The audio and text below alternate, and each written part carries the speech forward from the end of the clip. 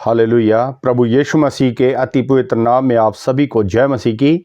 मेरे प्रिय भाई और बहनों, आज के पवित्र वचन को हम पढ़ेंगे लूका उसके 17 अध्याय का वचन 32। यहाँ पर कुछ यूं लिखा है कि लूत की पत्नी को स्मरण रखो। बाइबल हमें क्यों लूत की पत्नी को याद रखने के लिए कहती है? उसके जीवन में ऐसा क्या था जो हमें याद रखना चाहिए? हमें से बहुत सारे लोग ऐसा जानते हैं कि उसने पीछे मुड़कर देखा था, वो रेबेलियस थी, बगावत की, उसने पति की बात को नहीं माना, उसने स्वर्गदूतों के दिए हुए सलाह को नहीं माना, जो पीछे देखने की वजह से वो नमक का पिलर बन गई। और इससे भी बढ़कर आगे चलें तो हमें बाइबल में कुछ और चीजें भी मिलेंगी जब हम गहरे में जाएंगे। तो लूका 17 के 32 में वो कहता है, लूत की पत्नी को स्मरण रखो। जब लूत के बारे में आप पढ़ते हैं तो लूत अब्राहम का भतीजा है, अब्राहम उसका चचा है। तो लूत ने सदोम को चुना रहने के लिए, तो वहीं जाकर उसने वहां के बीच में शादी की।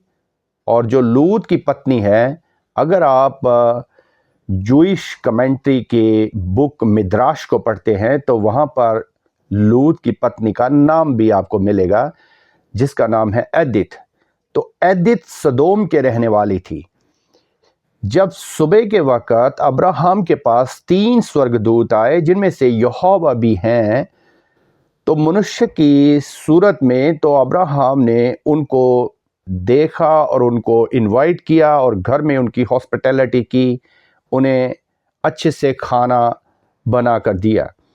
और अब्राहम ने अपनी पत्नी को सारा को कहा कि जल्दी से रोटियां बना। आप इसको उत्पत्ति की पुस्तक में पढ़ सकते हैं। जब उन्होंने खाना खा लिया तो वो जाते वक्त अब्राहम को आशीष देकर जाते हैं। वो सारा को कहते हैं कि अगले साल इसी वक्त में तेरे घर में एक पुत्र होगा। तो ये वाकया घटा। और उसी दिन जब वो शाम को तीनों जो स्वर्गदूत थे, जिनमें से एक यहोवा भी थे, तो उनमें से 2 रह जाते हैं बाकी, जो मनुष्य की रूप में सदोम और अमोरा को नष्ट करने के लिए आए थे। और 2 स्वर्गदूत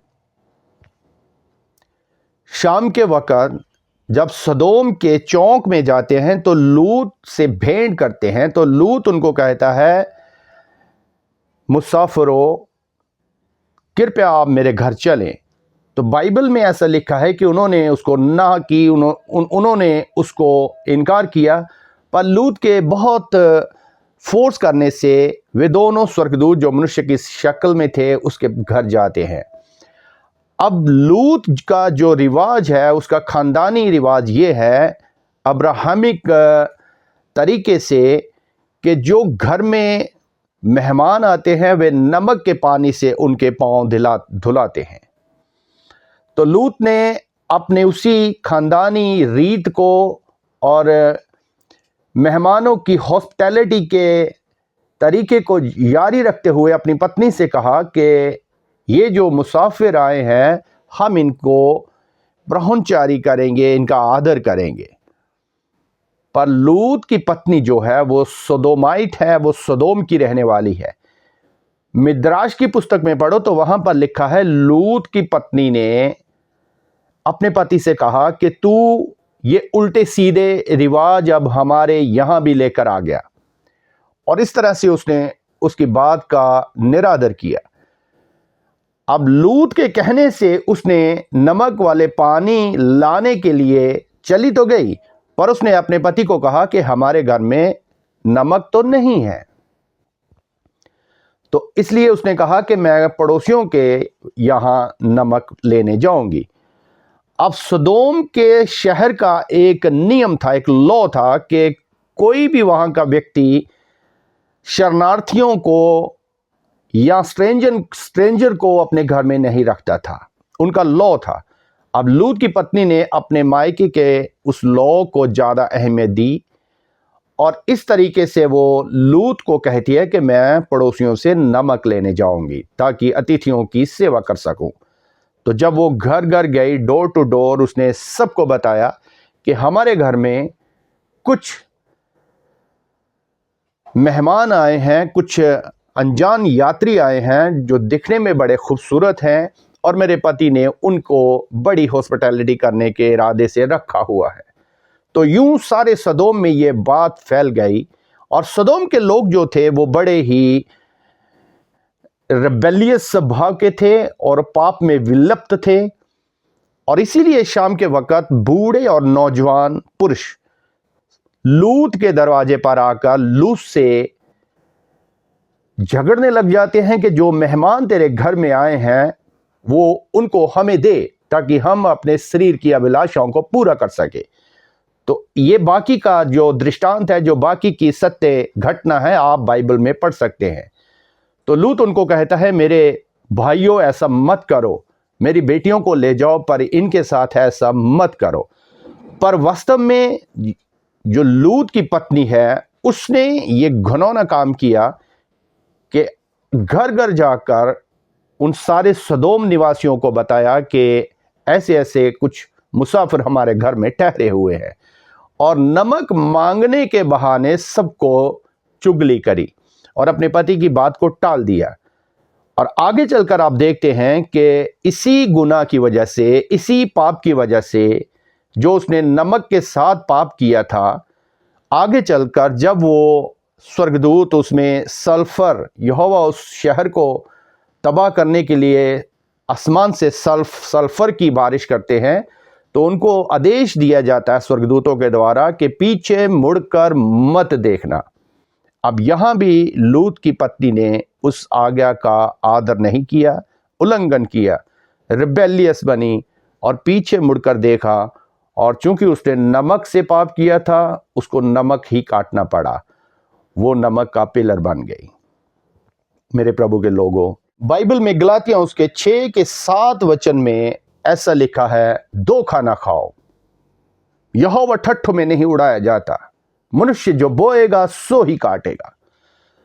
हमने क्लियरली देखा मिद्राश की बुक में, कमेंट्री यहूदियों की जो रब्बीज की कमेंट्रीज की बुक है मिद्राश, उसमें क्लियरली बताया कि उसने नमक के बहाने, नमक मांगने की वजह से पाप किया और आखिर में नमक का पिलर बन गई। यहोवा का वचन कहता है, धोखा मत खाओ, यहोवा ठट्ठों में नहीं उड़ाया जाता, मनुष्य जो बोएगा सो ही काटेगा। उसने नमक का पाप बोया और वास्तव में नमक का पिलर बन गई। इसलिए मेरे प्रभु के लोगों, गलातिया 6 उसके 7 में यूं लिखा है, धोखा ना खाओ, यहोवा ठट्ठों में नहीं उड़ाया जाता, मनुष्य जो बोएगा सो ही काटेगा। आज हम जो कुछ भी बो रहे हैं वर्तमान में, आपको आगे चलकर वही काटना पड़ेगा। ये वचन सबके लिए है, बिलीवर नॉन बिलीवर के लिए। और याद रखना, जितना हम बोते हैं उससे बढ़कर हमें काटना पड़ता है। यदि एक गेहूं का एक बीज बोया जाता है तो एक ही नहीं फलता है, वो कई गुना बीज बन जाता है।